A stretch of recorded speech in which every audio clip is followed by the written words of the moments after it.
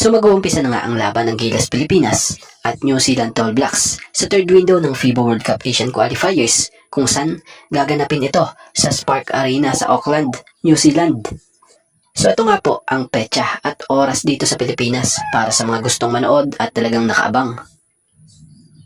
So konting background muna tayo rito sa kampo ng New Zealand Tall Blacks. So kilala ang New Zealand Tall Blacks bilang isang powerhouse sa Oceania at sa buong mundo.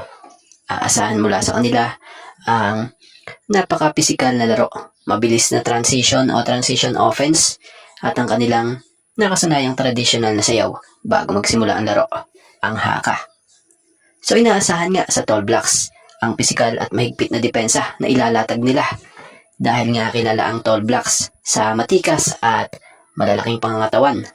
Madalas nga nilang ginagamit ang mapisikal na depensa para guluhin ang ritmo ng opensa ng Gilas Pilipinas at pilitin ang Pilipinas na magtapo ng turnovers.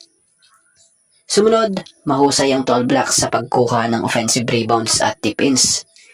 Isa ito sa kanilang mga pangunahing sandata upang makakuha ng madaling puntos kapag naidepensahan ng kanilang unang tira. Sumunod, mabilis na transition o ikot ng bola para makapuntos sa loob man yan o sa labas. At speaking of tira sa labas, banta nga rin sila sa labas ng arc ang Tall Blacks bukod sa mga big man na tumatakbo sa sahig. Inuulit natin napakapanganib din talaga nila sa kanilang mga outside shooting dahil sa kanilang mga shooters na magagaling pumosisyon, mapakanto man yan or corner threes. So sa lineup nga ng Tall Blacks ngayon, may mga familiar face nga tayo muli na makikita na siyang mga nagbabalik na veteranong guard na siyang magpapalakas sa team gaya nila Ty Webster at Shea Ely na magbibigay sa kanila ng dagdag liderato at mahusay na court vision. At dito naman tayo sa kampo ng Gilas Pilipinas.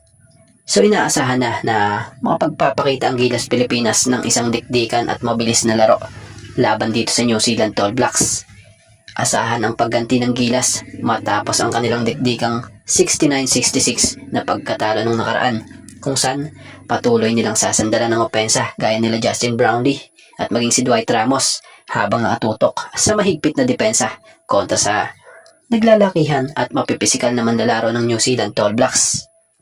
So about sa inaasahang strategiya ng Gilas Pilipinas sa larong ito kontra Tall Blacks. So kilala ang New Zealand Tall Blacks sa kanilang pisikal na laro at mabilis na drive and kick na nagre-resulta sa mga tres. So yun nga ang inaasahang babantayan ng Gilas Pilipinas ng mahigpit ang mga corner threes at pipilitin nilang tumira sa mga contested 2-point shots ang kalaban. So isa rin talaga sa magiging susi ay ang pagpapatupad ng switching defense ng mga tulad nila Ramos, Newsam at Edo upang hindi makakuha nga ng momentum ang New Zealand. So kung maalala nyo isa nga po sa mga naging kahinaan ng Gilas noon ay ang pagbibigay ng second chance points or maging rebounding. So inaasahan nga ngayon na magpapakita ito ng mas agresibong pag-rebound na itong nasabing koponan. Lalo't isinama sa lineup ang mga frontcourt player gaya nila Mike Phillips at Justin Baltazar. So para sa pagpapatibay ng opensa naman ng Gilas, kailangan nilang kontrolin ang laro at iwasan ang mga turnovers na nagbibigay nga po ng mabilis na puntos o transition points sa New Zealand. Sa naging mga panalo nga ng Gilas Pilipinas sa kanilang tune-up games, ipinakita ng Gilas ang kanilang kakayahang bumuo ng malaking lamang sa pamamagitan ng balanseng opensa. So yun, abangan natin ang bakbakan ito. For sure, gandang laban yan. So alam nyo rin bang posibleng malaki talaga ang maitulong nila Kevin Kiambao at Carl Tamayo ngayon sa kampanya ng Gilas Pilipinas sa third window ng FIBA World Cup Asian Qualifiers ngayong July 2026. Ang kanila kasing presensya sa national team ay siya ring makapagbibigay ng versatile scoring, opensa at size laban sa malalaking koponan ng Oceania.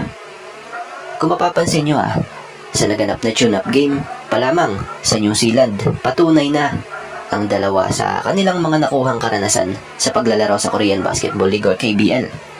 Sila nga ang nanguna sa scoring, tulad ng magkasanib silang umiscore ng 27 points laban sa Manawato Jets at nanguna sa panalo kontra Franklin Bulls.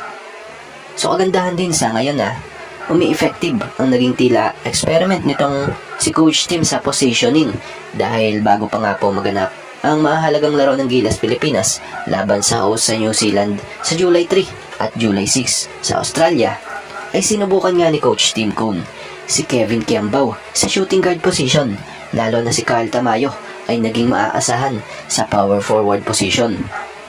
So dahil nga sa pangangailangan ng koponan na dahil sa pagkawala ng iba pang mga manlalaro ng Gilas, ang husay ng dalawa ang magiging sandigan upang punan ang mga nabakanteng minuto sa rotation. So dahil sa napakagandang nilaro nitong si KQ at Carl Tamayo sa naging tune-up game nga po ng Gilas Pilipinas, asahan na magiging kabilang talaga rin sila sa magiging weapon ng Gilas this upcoming third window dahil sa tindi ng iniangat ng laro nila. At bago nga ang lahat, baka naman po pwedeng makahingi ng isang subscription para sa ating channel or pakifollow na rin po kung nagustuhan nyo ang ating mga basketball update. At kung ito na may makakabigat para sa inyo, kahit isang like and share na lamang po. Maraming salamat po.